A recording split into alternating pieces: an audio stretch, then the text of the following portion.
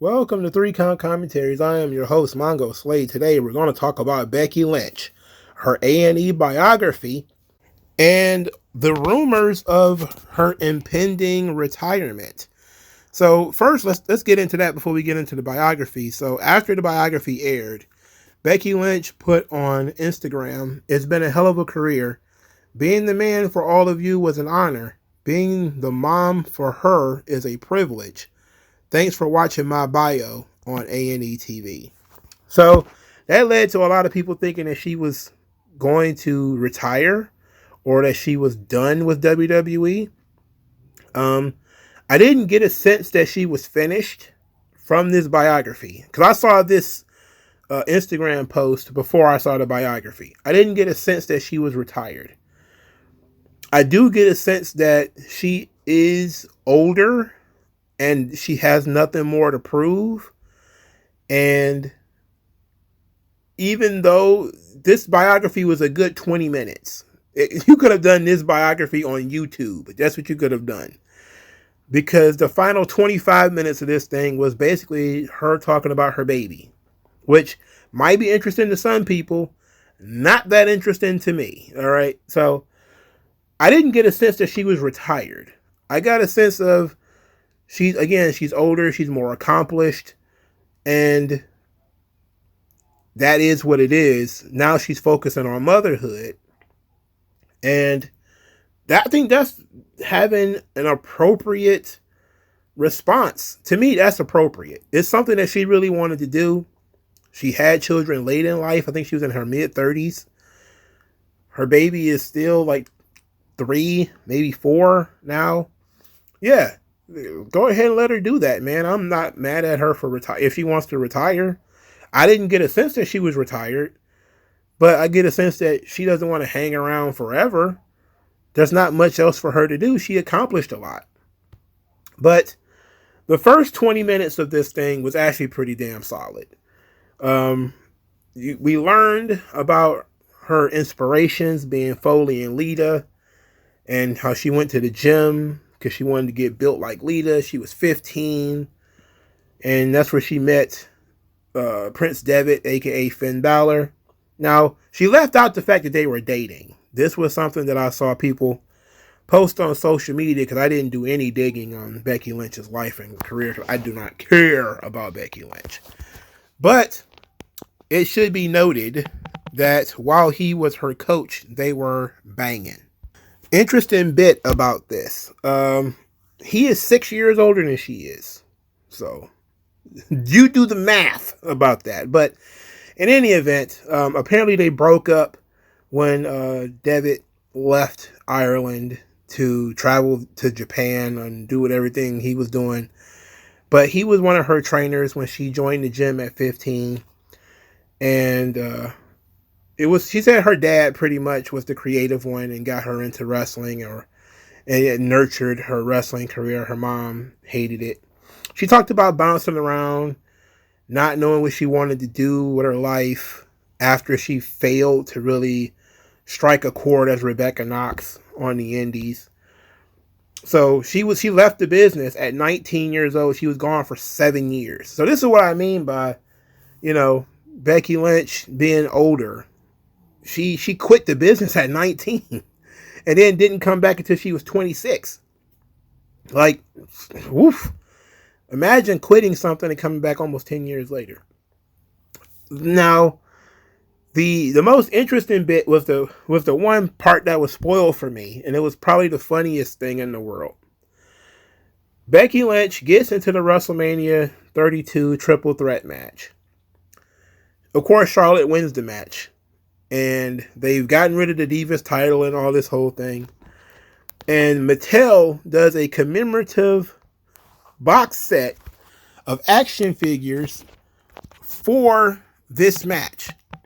And they bring over the box set, and it's only Charlotte and Sasha.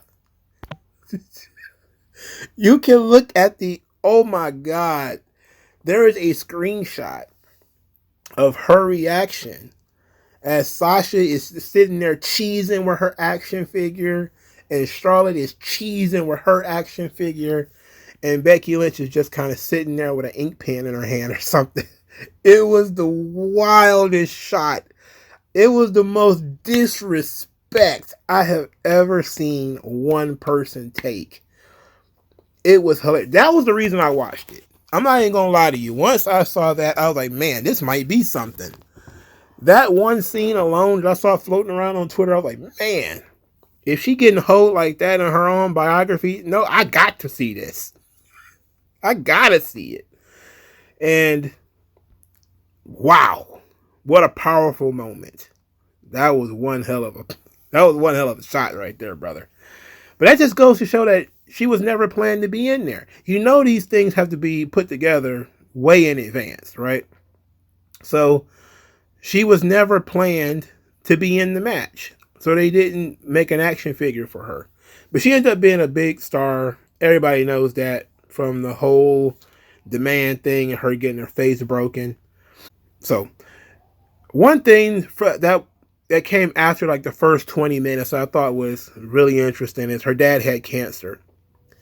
And she wanted her dad to see her wrestle at WrestleMania.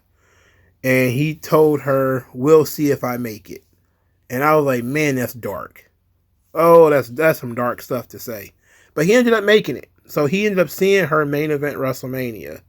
And to me, that was kind of like the end. I struggled to care too much about her relationship with Seth Rollins, and watching them with the baby footage, her talking about being pregnant. They had all the pregnancy footage of her trying to work out, and like they were vlogging, the baby's progress and all this kind of stuff when she was trying to do squats at 35 months and all this kind of stuff. I mean, there was some level of, oh, that's interesting, but it was like I was watching home movies at that point, watching a biography, So I was like, I don't really care.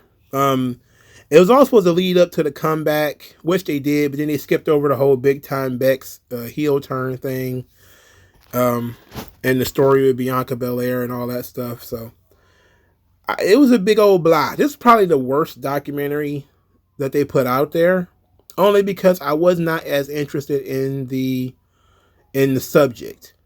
And then I also felt like they skimped out a little bit on the material. There's a lot of Becky Lynch stuff that they didn't go into, like her struggles in NXT. They just basically showed her doing the Irish jig and talk about NXT, but they didn't in no way try to explain why she was doing steampunk. Like, why was that her gimmick? Nobody talked about it. They didn't discuss any of the, I guess you could say, controversy behind her calling herself the Man, which was a big deal. Ric Flair threatened to sue her about it. A bunch of people wrote articles about it, like, why she got to be the Man? Like there was some steam behind that. We didn't get into that.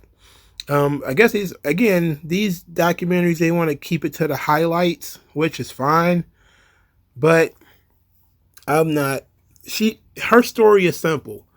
She's from small town somewhere, Ireland.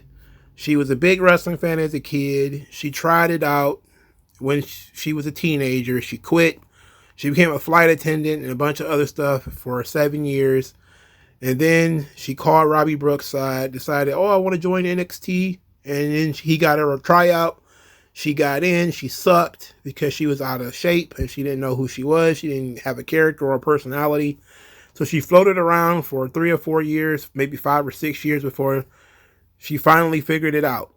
And at that point, she was in her 30s. And she was on top for 2 years. 2 really, really rough years in WWE. Some people talk about how bad 2019 is. Well, those were the Becky Lynch, Seth Rollins years. 2018, 2019, that's when they were trying to make them the biggest stars in the company. And boy, were they terrible. They were terrible. And no talk about that either. About the man's man and all that kind of stuff they were doing. They left all that out. That was terrible. It was truly terrible material. So no big time Becks, no the man's man. So it was half-assed. To me, it was fine for 20 minutes, 15 minutes. I wouldn't have watched the entire thing if I'd have known it was going to be talking about her motherhood for the last 25 minutes, which, again, is nice for girls and women, but I couldn't have cared less. I don't care enough about the subject. So what did you guys think? To me, I don't think this speaks of Becky Lynch wanting to retire.